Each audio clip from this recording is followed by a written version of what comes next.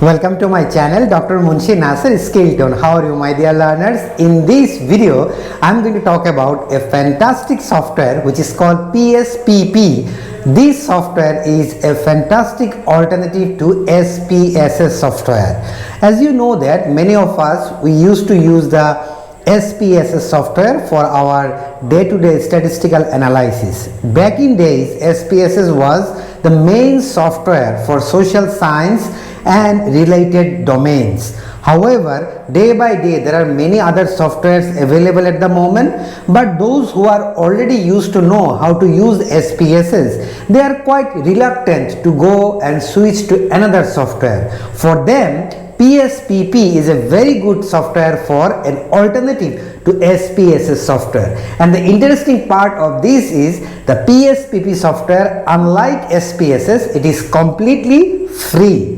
Now, in this video, I am going to talk about the PSPP software which is available online for free, and you do not need to use SPSS software anymore. So, without wasting any time, let's get started. Let's start with experiments. Now, in this video, my dear learners, as you can see, the interface of PSPP software is very simple, just like the SPSS software. It has a variable view and the data view.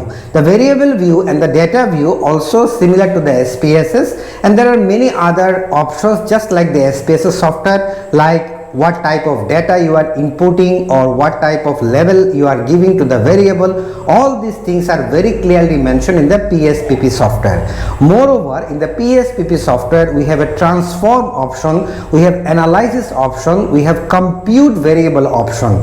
These are the options are completely similar to the SPSS software. If you really want to use a software which is identical to SPSS but without paying a single penny, then I would suggest you should use PSPP software. And this is for not only for the social science but also anyone who are interested to do simple statistical analysis. And statistical analysis nowadays, it is very important for everybody.